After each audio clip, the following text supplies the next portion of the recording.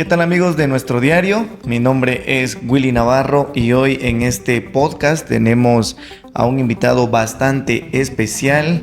En la ciudad de San Marcos nos acompaña un hombre de mucha fe, como lo es el apóstol Luis Morales. Apóstol, bienvenido para nuestro diario. ¿Cómo ha estado? Gracias Willy Navarro, gracias Lester Navarro, gracias nuestro diario. Estamos muy agradecidos con el Señor por sus muchos favores, su mucha gracia, sus muchas sorpresas, y con ustedes, la prensa nacional, que hacen posible que seamos dados a conocer, porque de otra manera no sería posible. Dios es grande. Efectivamente, pastor, pues usted en estos momentos viene de un procedimiento médico, está haciendo un sobreesfuerzo para poder compartir con nosotros y de verdad que de todo corazón le agradecemos. Igualmente a ustedes por su tiempo. Empecemos, pastor, con acerca de una pregunta que es muy importante y es acerca de su niñez. Por ahí habíamos visto algunas entrevistas que usted había tenido en donde comentaba lo difícil, lo complicado que fue para usted ser niño. Pero queremos escucharlo de su propia boca, pastor. Sí, Willy, yo he estado informándome por años de mi tronco familiar, de mi genealogía, de mis antepasados y todo lo que ha sucedido en mi vida. Pero a todos sus lectores, a todos los televidentes, a todos los que pueden estar cerca de nuestro diario, yo les quiero decir que hay cuatro cosas que nunca se me han olvidado y quisiera, antes de hablar de mi niñez. Número uno es que todo lo que a uno le sucede es la voluntad de Dios. Número dos, Dios siempre está con uno. Número tres, Dios tiene un propósito. Y número cuatro, Dios siempre tiene una salida. Mi abuela vendió a mi madre de 14 años a un jefe de policía, a mi padre, que le doblaba la edad. Obviamente no hubo amor. Pues mi padre también decía que yo no era su hijo. De hecho, Morales es por mi madre, no por mi padre. Llevo un solo apellido y continuas peleas en la casa, no puedo decir de hogar, pero una casa donde había mucha violencia intrafamiliar. A comer peleando, a dormir peleando, a salir peleando, todo peleando. Mi padre estaba muy contento cuando él estaba con sus amigos en la cantina que él tenía, y su hobby era llenar las estanterías, invitar a sus amigos, y yo lo encontré en la cantina con chicas en sus rodillas.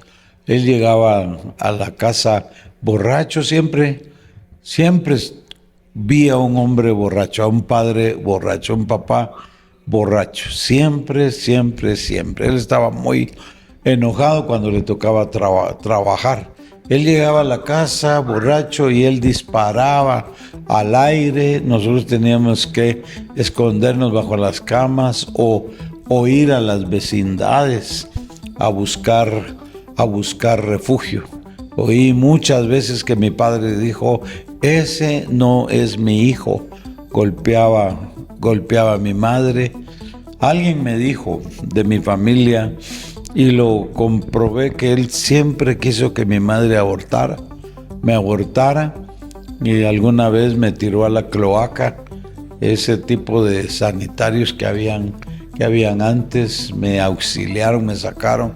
Otra vez me tiró a un perro muy grande, el perro me muerde la lengua, yo tengo operada la lengua. Ahí tengo las cicatrices. Otra vez me empujó a las patas de un burro, creo que era burro, que jalaba la carreta que sacaba la basura de la casa. Y así, cuando a él le daba regalos la Policía Nacional en Navidad, todo eso, él le daba a mis hermanos. Fuimos 6 y él le daba a mis hermanos, pero a mí no me daba. Yo veía como mi hermano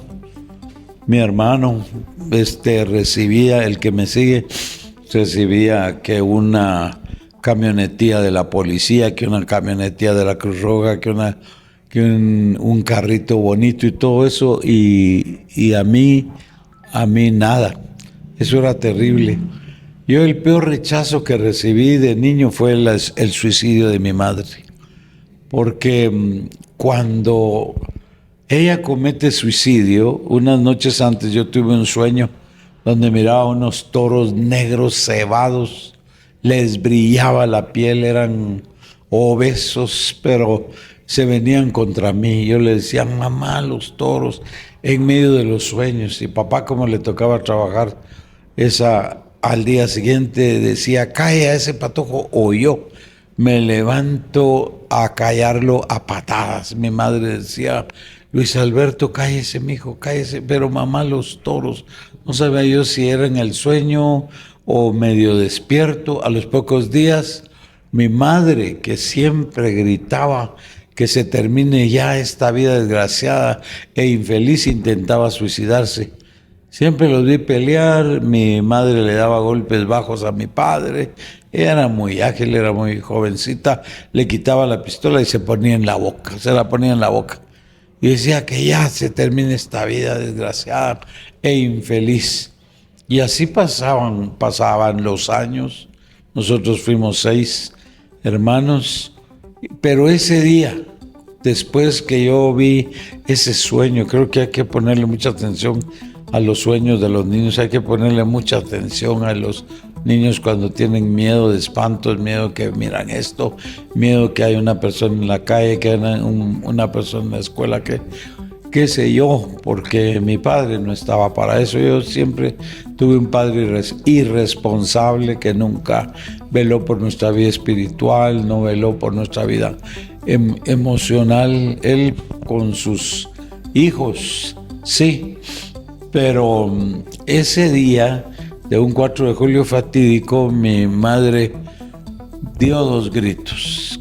Gritó que ya se termine esta vida desgraciada e infeliz, y gritó Luis Alberto, llévese a sus hermanos lo más pronto, lo más lejos posible a jugar. Me oyó.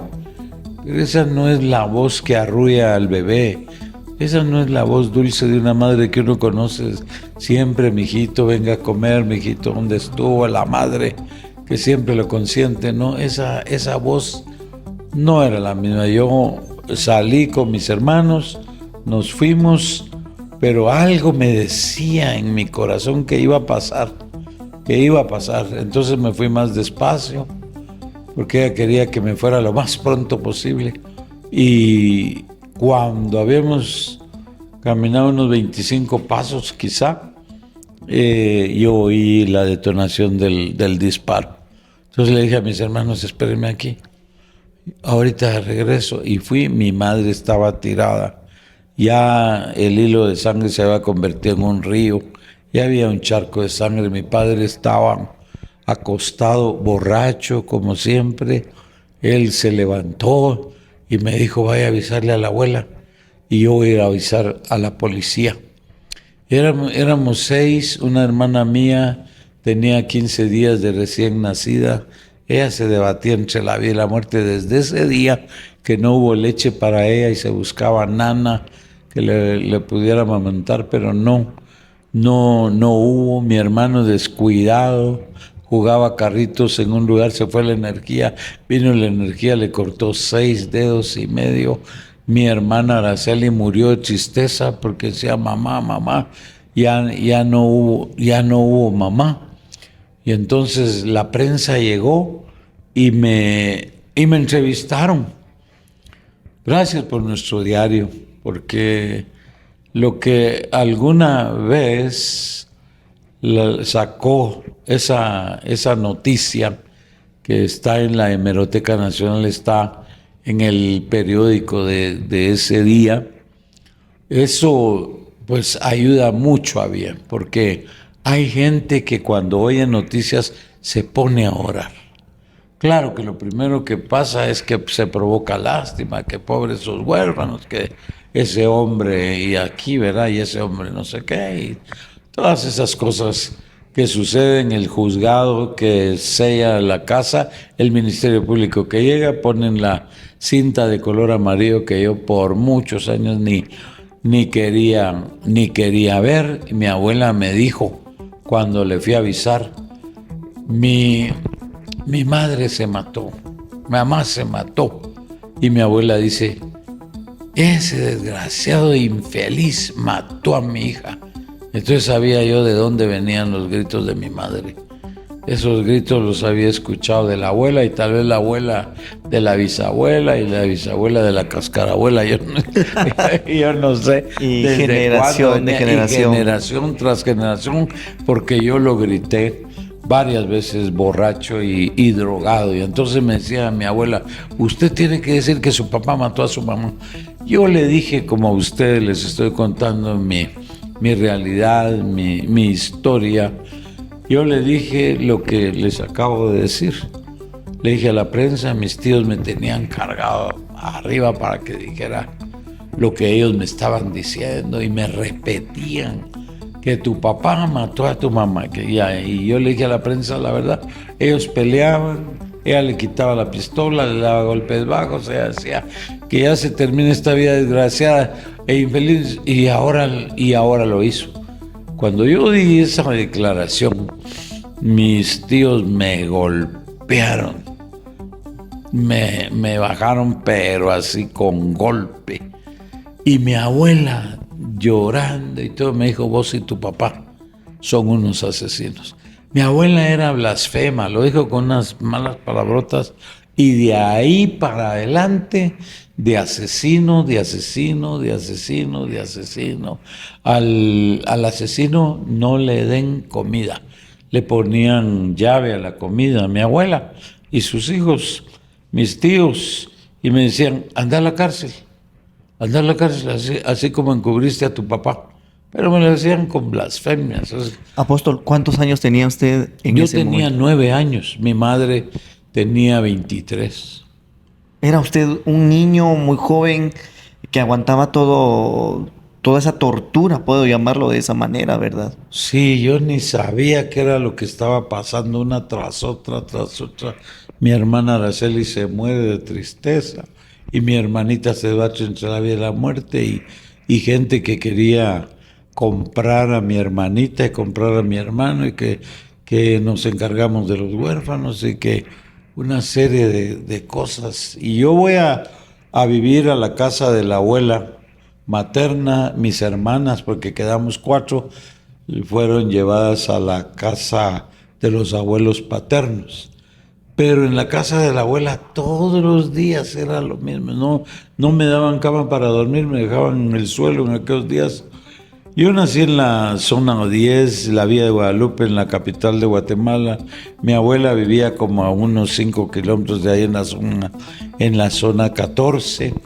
Y ahí los días de diciembre eran muy fríos en la capital de Guatemala. Y ellos siempre me decían, anda con tu papá, que te dé colchón, que te dé cama, que te dé sábana. Así como lo encubriste, eso fue terrible. Mi padre sale de la cárcel por falta de pruebas, perdió su trabajo. Él era muy amigo de sacerdotes, nos lleva a un orfelinato a mi hermano y a mí, porque él conocía a mi abuela y a su familia. Nos lleva ahí, nos va a dejar. Y si la casa de mis padres era cárcel y la casa de la abuela era cárcel, el orfelinato para mí era otra cárcel. Nos fue a dejar ahí, nunca más nos visitó. Éramos más de 300 huérfanos y ahí sí a un huérfano ya no le dan buena comida, pero gracias a Dios por las instituciones, hay techo, abrigo, sustento, pero en ese orfelinato de hace años nos bañábamos como adolescentes, como puber, como ya desnudos. Cuando había problema, no problema, pero necesidad de corte de cabello, rapados, cuando había necesidad de arreglar una pieza dental, a sacarla, a extraerla. Y no hay figura familiar, no hay figura de madre, no hay figura de padre, no hay esto y lo otro. Muchos de mis compañeros, esta es mi historia, porque muchos de mis compañeros les ponían nombres de mujercitas a otros. Y así, entre juego y juego, había esa situación de que no sé cómo venían de las casas otros de mis compañeros, pero ahí como que se manifestaba más lo que ya de raíz de semilla traíamos. Ahí estuvimos varios años. Apóstol, increíble lo que tuvo usted que enfrentar a una edad muy temprana, como decía, con un padre ausente, con una madre pues que lo deja a la deriva prácticamente, y que tuvo usted que pasar una serie de procesos, y yo creo que Dios se ha manifestado en la vida, y el día de hoy usted vive una vida totalmente diferente. Ha sido un buen padre para sus hijos, dándoles un ejemplo que ellos crecieron en una familia muy cristiana, siempre han sido pues hijos de la iglesia. Willy, yo llegué a pensar que Satanás, el diablo, porque hay que ser sinceros, están las tinieblas. Hay seres malignos.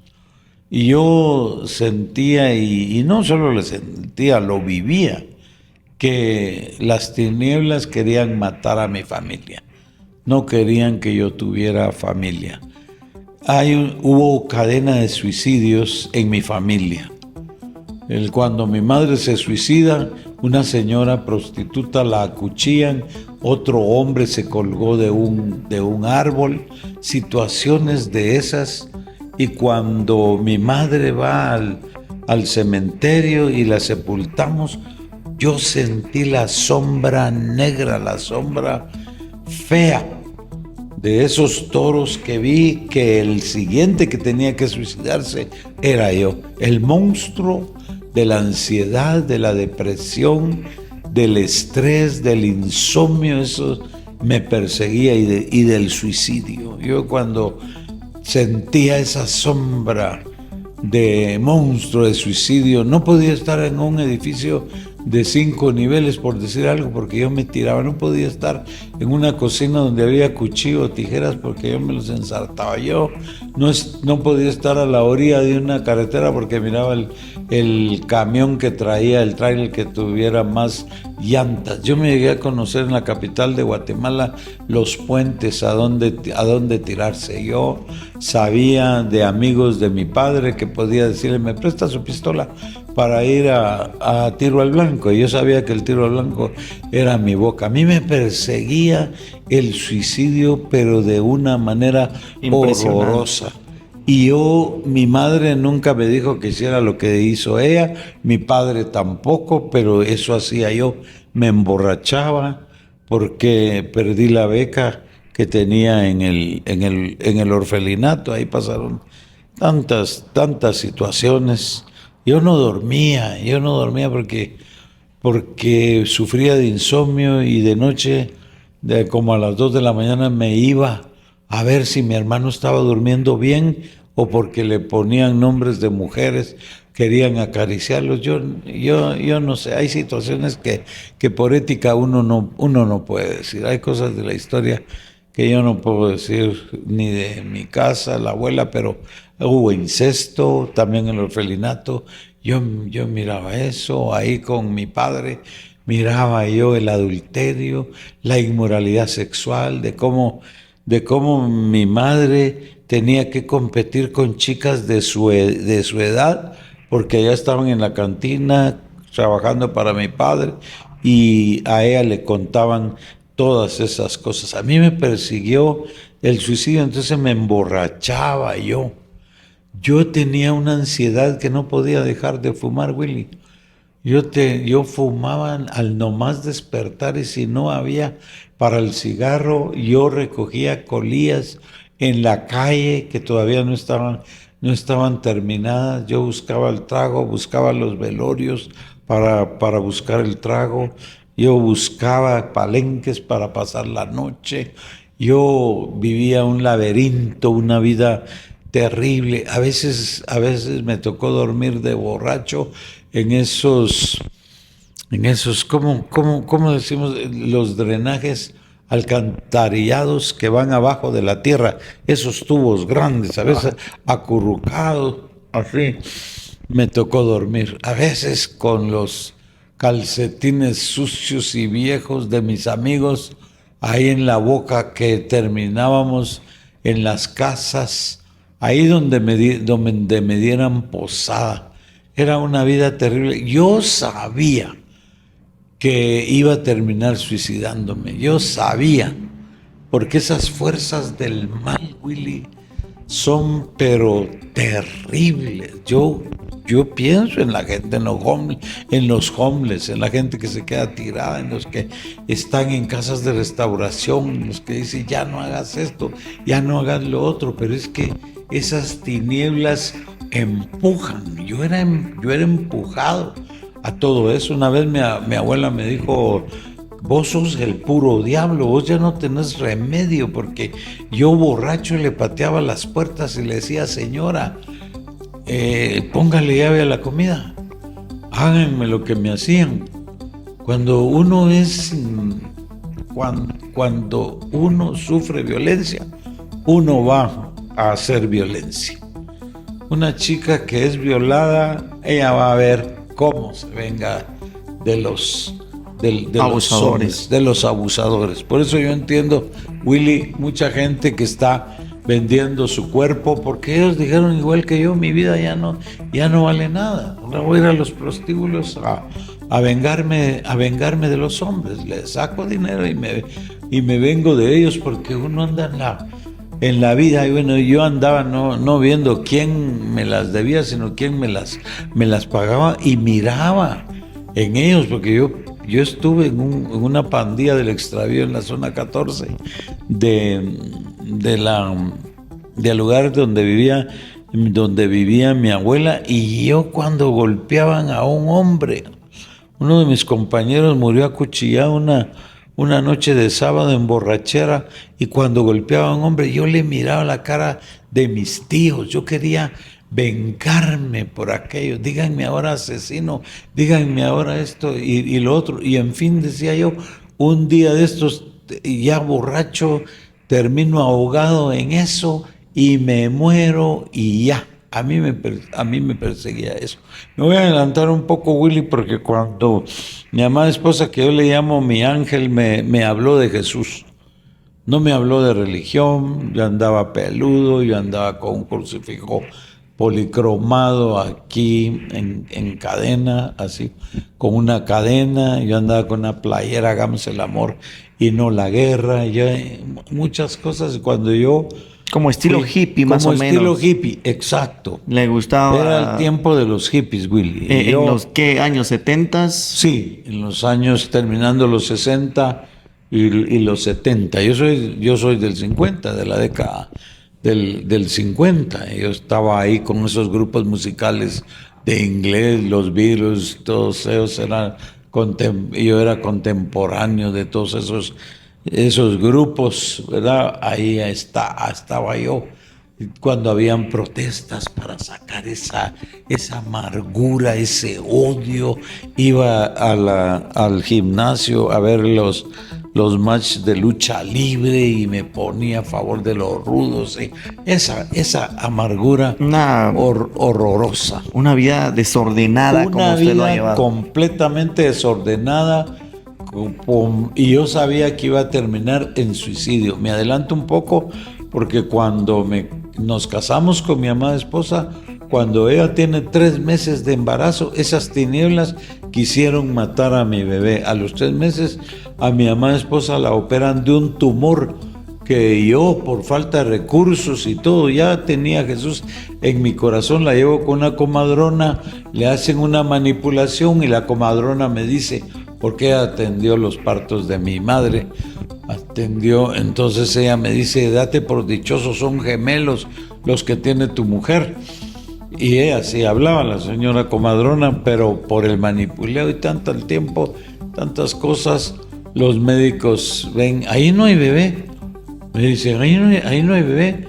Y si usted sabe rezar, reza que su mujer no se muera porque se va a operar, le vamos a sacar ese tumor y se le saca la matriz, a ver si no los ovarios.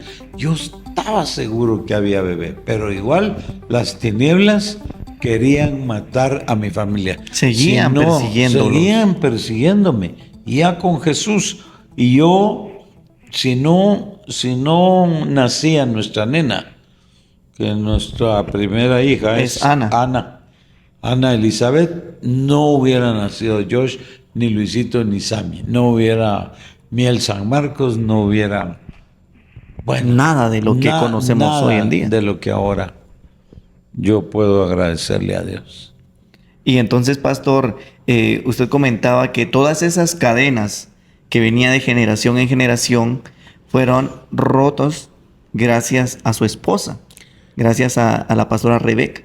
Ella me habla de Jesús, ella miró mis borracheras, ella miraba la vida que yo llevaba. Willy, ¿quién le da su hija a alguien que viene de un suicidio? ¿Quién dice te puedes casar con ese muchacho que es hijo de una asesina, que se asesinó? Nadie. La sociedad, los judíos, quienes sean, los japoneses, y a mí no me daban plática las mujeres. Tenían miedo porque la vida que llevaba y drogadicto y borracho y sin trabajar y toda esa cosa. Porque yo no tenía autoestima, no tenía identidad, no pertenecía a ninguna entidad y tampoco había propósito. Yo no sabía ni de dónde venía, ni a dónde iba. Yo decía, ¿y quién me hizo? Yo me iba a los parques a blasfemar y las letras de lo que escribía, a decir, ¿dónde estaba Dios cuando mi madre se volaba los sesos? Cuando mi hermana Araceli moría de tristeza, cuando mi hermana Griselda se debatía cuando mi hermano se queda con pocos dedos y yo estaba sufriendo en el orfanatorio y yo en la calle y yo todo eso. Por eso digo, cuando uno ya entiende, sabe que todo lo que pasa es la voluntad de Dios. Religión que tenga, profesión que tenga, lo que le pasa al ser humano es la voluntad de Dios. Lo que sucede es que muchos, como yo, no esperaban la salida que tenía Dios. Entonces Satanás, las tinieblas tienen salidas también tan fáciles. Yo he conocido gente, Willy, que hijos de amigos que se fueron a Estados Unidos y los mataron, murieron en el desierto en los años pasados. Entonces no esperaron la salida que tenía Dios. Mi esposa me habla de Jesús, yo le entrego mi corazón a Jesús, pues ese día fue el día más feliz de mi vida y más largo que yo hubiera querido que tuviera más horas, porque por primera vez yo lloré, por primera vez yo vi que el cielo tenía estrellas, por primera vez yo vi las nubes, por primera vez yo le fui a pedir perdón a mi abuela. Las herencias existen. Yo vivía con una señora que me doblaba la edad solo para mantener los vicios y para la inmoralidad y todas esas taras generacionales y todas esas maldiciones. Yo le digo, señora, perdóneme, y esto se terminó porque Jesús no era bruja igual que mi abuela, si usted arrastrado a terminar. No, pero yo lo hago por Jesús, yo no quiero hacerle daño a usted. Yo fui a visitar a la abuela esa tarde, noche, que Jesús había entrado a mi corazón en una calle, Willy, porque mi hermana esposa me llevó a una iglesia donde no me rechazaron porque llevaba el crucifijo, no me rechazaron porque mi transpiración era licor, el aliento era a puro tabaco, a pura droga. no me rechazaron, me dio un abrazo el misionero, que es mi amigo, es un apóstol en Spring Hill de la Florida, cerca de Tampa. Ha venido él aquí, lo hemos invitado aquí a San Marcos, lo hemos llevado al lago de Atitlán, a los lugares turísticos de nuestro país. Él me abrazó, mi padre Willy nunca a mí me abrazó, mi abuela tampoco, mi madre demostraba su amor a su manera, pero fue la que más me rechazó con el suicidio.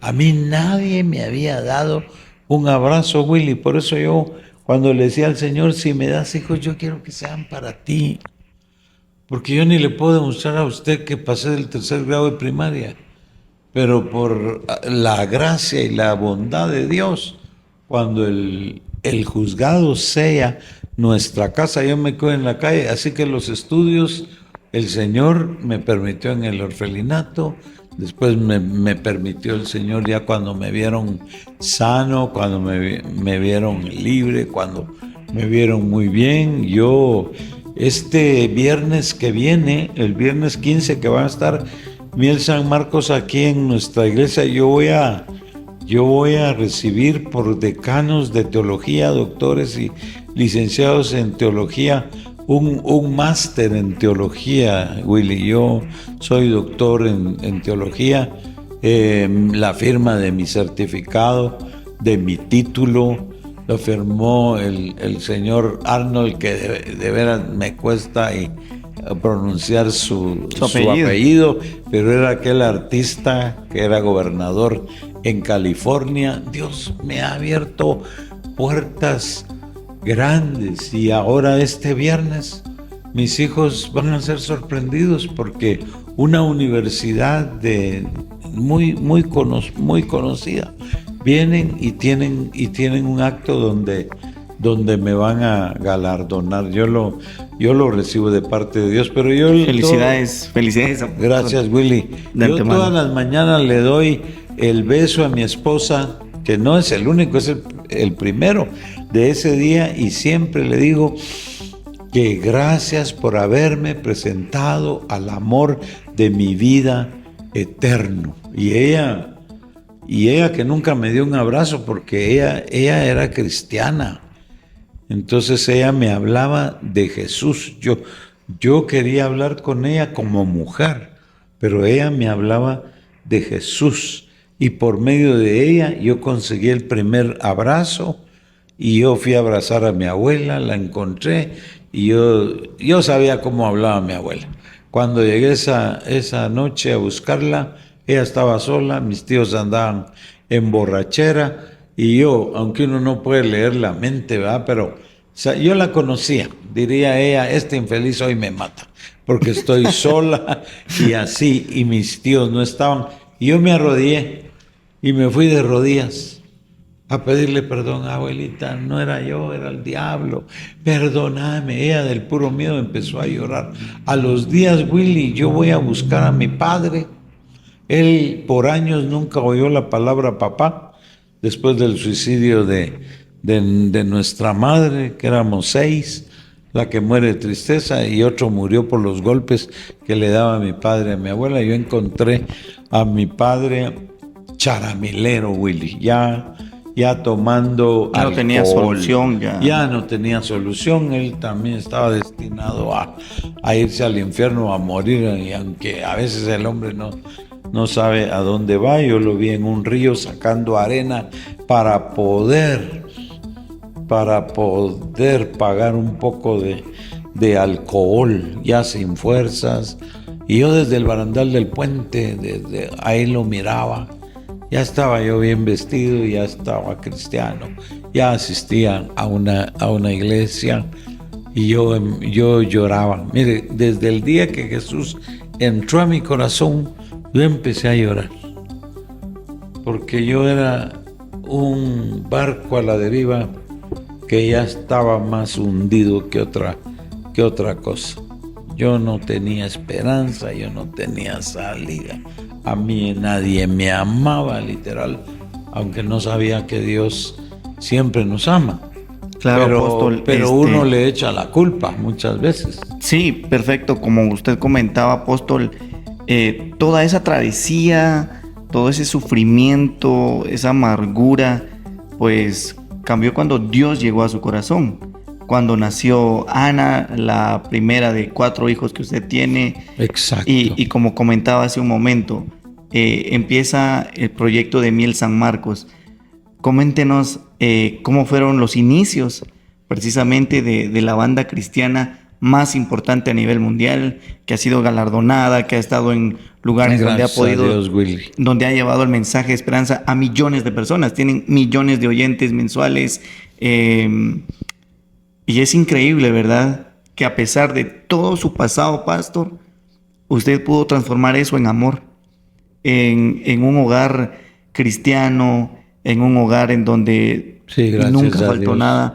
Pero ¿cómo fueron los inicios de Miel San Marcos? Bueno, estos chicos marquenses que nacen en Malacatán, Josh y Luisito, mi esposa también del Tumbador, y nosotros marquenses ya que tuvimos el L12 y así yo le decía a Dios, si tú me das hijos, yo quiero verlos así como el misionero. El misionero cantaba con su familia y después daba un mensaje de Jesús.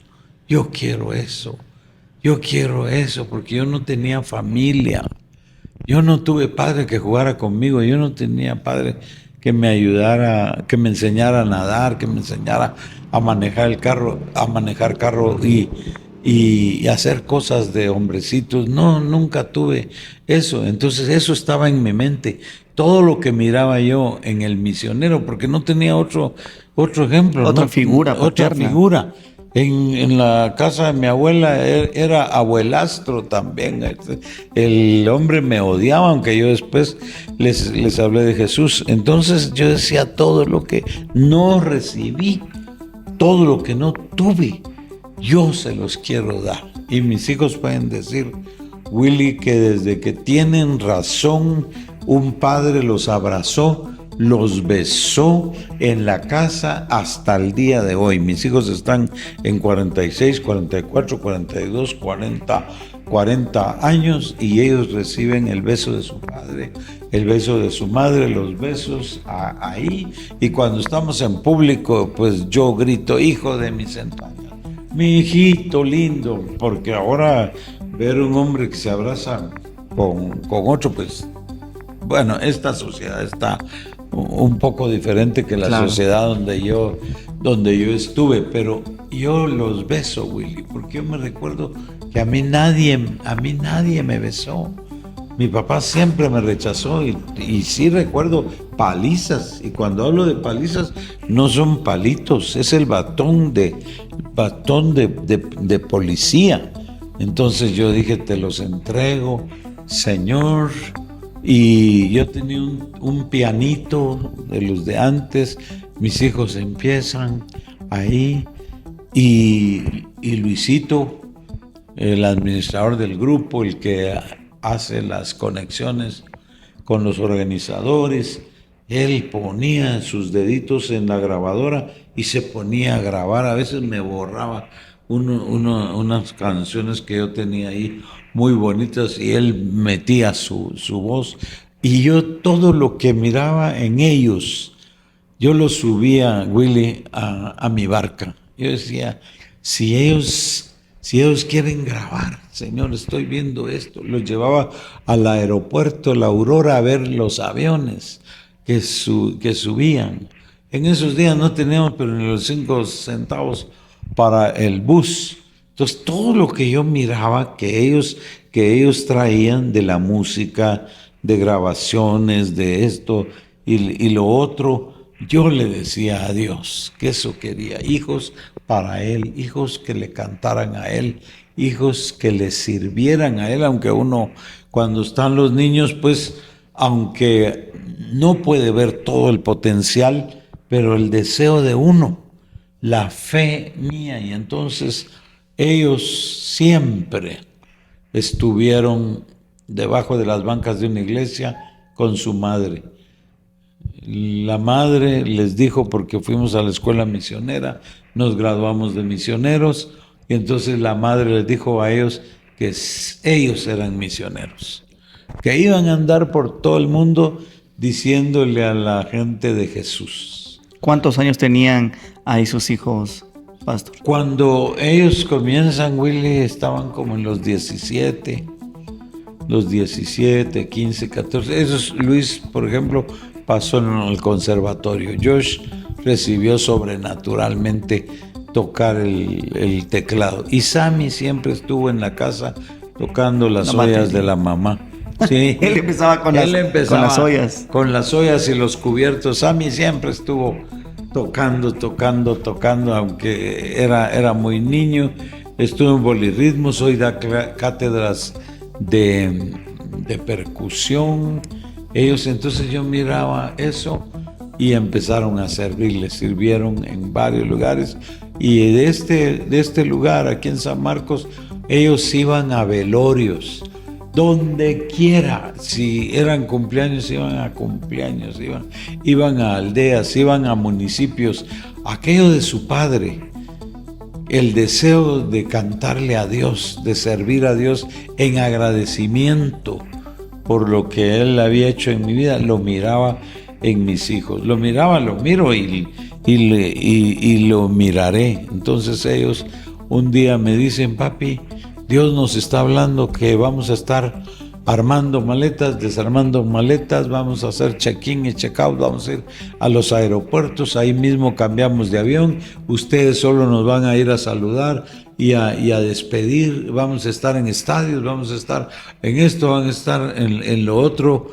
Pues usted sabe, Willy, que los niños sueñan. Hay niños que le cuentan a otros en su escuela que mi papi es aviador, mi papi es esto, mi papi es lo otro. Pero eso que me decían ellos ya era cuando Dios les hablaba por medio de otros hombres de Dios, mujeres de Dios, y no miraban nada.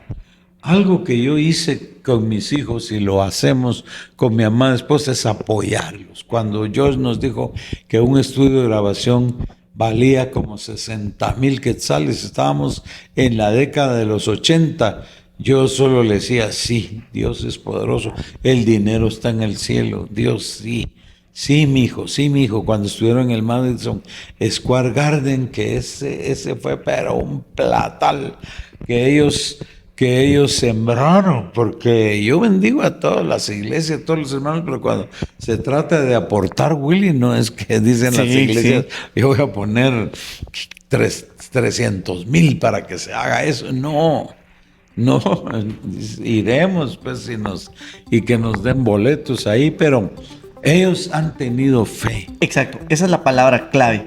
Fe en ellos mismos, en el proyecto, sí, en primero Dios, en Jesús, ¿verdad? Claro, en Dios, en Jesús. Y la banda se llama Miel San Marcos.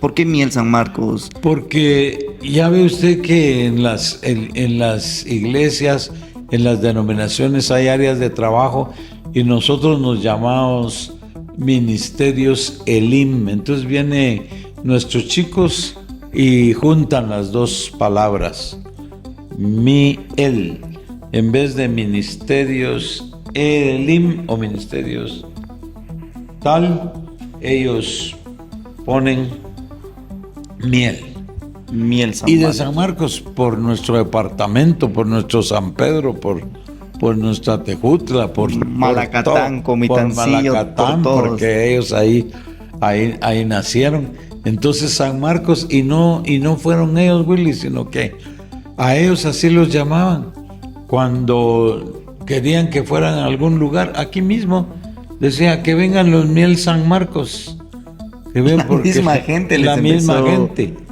a así poner que ese nombre. ellos un día pues legalizaron por cuestiones de todo lo que usted sabe, tuvieron que legalizar y por eso Miel San Marcos.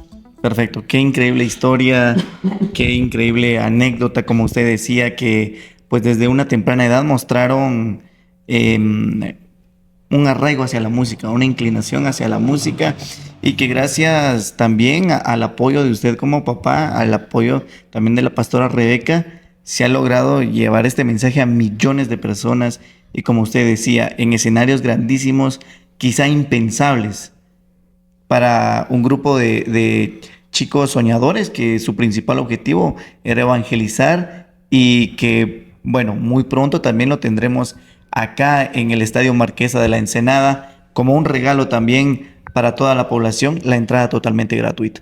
Exactamente. Quiero decir, Willy, que no fue sino hasta el 2005 que yo les conté la historia de mi vida a mis hijos y aún a mi esposa, porque tenía miedo que los rechazaran. La sociedad rechaza a hijos de suicida, la sociedad rechaza a hijos de charamilero, porque mi padre terminó con un cáncer fulminante en el hígado, de cirrosis, charamilero. La sociedad te rechaza, la sociedad te trata como te ve. El orgullo del hombre es terrible y muchas veces no puede ver la obra de Dios. Vamos a los zoológicos a contemplar animales, pero no vamos a las calles a contemplar los seres humanos. Los seres humanos se odian. Yo también era de esos, de odiar.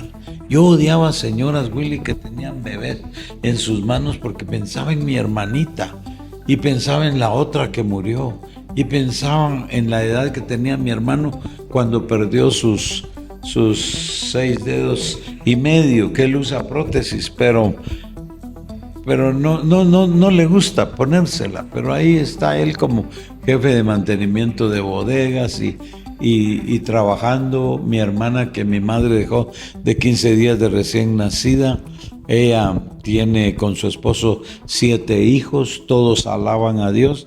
Y músicos, ¿de dónde? Mi padre lo que tenía en la mano era un octavo de Quetzaltenango, octavo de la Indita, octavo de Mazatenango, del Venado, octavo de alcohol, pero músico, nada. Nosotros no traemos ningún legado, no traemos ancestros. Fue la pura gracia de Dios. Y ahora vienen a una incursión, una invasión de presentar a Jesús en el estadio Explanada, Willy, de Santa Lucía, Utatlán. Vienen al estadio del Quiché, Santa Cruz del Quiché. Vienen al estadio de Puerto Barrios. Vienen al salón más grande que tiene el Parque de la Industria. Vienen a una de nuestras iglesias cristianas más grandes en Guatemala, la Fraternidad Cristiana.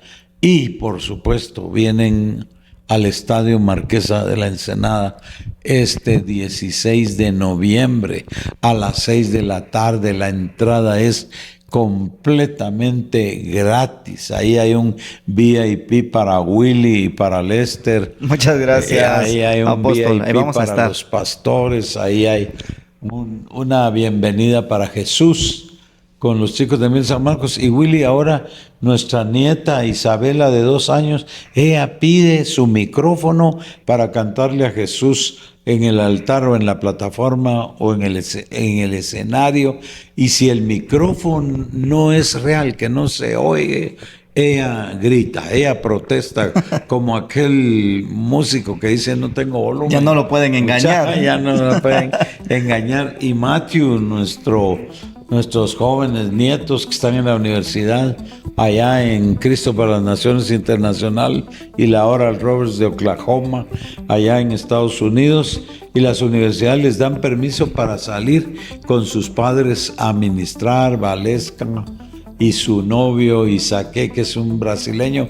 Willy, Dios de la nada hace maravillas con todas nuestras familias, porque Dios no tiene favoritos ni preferidos. Él nos ama a todos y yo creo que estamos en lista de espera. Unos llegaron antes que los Miel San Marcos y ahora están los Miel San Marcos, como usted lo ha dicho, gracias a Dios, y yo no tengo más que darle infinitas gracias a Dios que murió por nosotros. Qué increíble historia, realmente no me canso de decirlo, apóstol, porque Sí, gracias a Dios. realmente todo, si nos ponemos a analizar, todo pintaba para que usted no estuviera acá, para que usted tuviera otro tipo de vida, O ya muerto, Willy. o ya muerto. O ya muerto. Pero realmente Dios ha obrado en usted, Dios ha obrado en su familia, y lo mejor es que hoy por hoy, apóstol, sus hijos están sembrando. Aparte que ya cosecharon, siguen sembrando el mensaje de salvación, siguen ellos con sus nuevas generaciones, pero usted tuvo que romper con esas cadenas, usted tuvo que romper con todos esos maleficios, y yo creo que este mensaje para nuestros lectores, para quienes van a visualizar este podcast, es poderosísimo. Que usted pudo y alguien más lo puede pasar. Quizá Exacto. En este momento hay jóvenes, hay niños que pasan por una situación similar, pero Dios puede obrar en su vida. Exacto, Willy. Yo le diría a los jóvenes, no te quites la vida. No busques salidas fáciles. Dios tiene una salida. Hay esperanza en Jesús, y Jesús no es religión. Jesús es Dios. Él murió por nosotros. Él fue el que me quitó los vicios. No digo que no soy pecador, todos somos pecadores. Hasta pensar mal de un ser humano, no saludarlo. Eso es pecado, todos somos pecadores, pero hay esperanza en Jesús. Dios tiene un propósito para tu familia. Dios quiere hacer cosas grandes en tu familia. Dios te ama, Dios te ama. Yo un tiempo pensé que hasta Dios me odiaba. Eso hacía el diablo conmigo en las tinieblas, pero nunca olvides, Dios te ama. Si alguien dice, yo no quiero a Dios, yo me quiero ir al infierno, Dios te sigue amando. Te vas rumbo al infierno por tu propia decisión, porque Dios no obliga, pero Dios te ama, Dios nos ama. Dios es amor. Él no solo ama, Él es la esencia del amor, y tu familia puede estar en amor. Yo que vi pleitos en mi familia para todo, para dormir, para comer, para pasear, ahora veo gozo, alegría, besos, abrazos en mi familia, cantos al Dios del cielo. Somos felices, vivimos de fiesta en fiesta para Jesús, y no es el dinero primordialmente. Es Jesús, es su presencia, es su amor.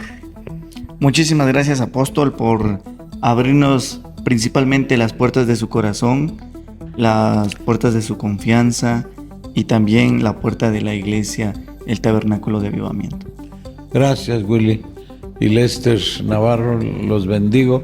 Bendecimos nuestro diario que publica lo que Dios está haciendo en Guatemala y en esta generación y en el mundo.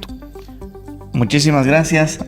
Nos vamos a ver entonces ya muy pronto en el Estadio Marquesa de la Ensenada, en donde vamos a estar dándole cobertura a este magno evento, un concierto que sin duda será de mucha bendición para las familias, para los jóvenes y sobre todo para nuestro país, porque Miel San Marcos estará no solo aquí en San Marcos, ya lo ha dicho el apóstol, estará en diferentes lugares llevando un mensaje de salvación, llevando un mensaje de fe, y ustedes son testigos, ustedes quienes nos van a leer, quienes van a visualizar, pues de que Dios obra y obra en grande. Gracias, apóstol, de nuevo, gracias, y nos vamos a ver. Willy. Muchísimas gracias por la entrevista. Bendiciones a ustedes. Gracias. Gracias, amigo de nuestro diario.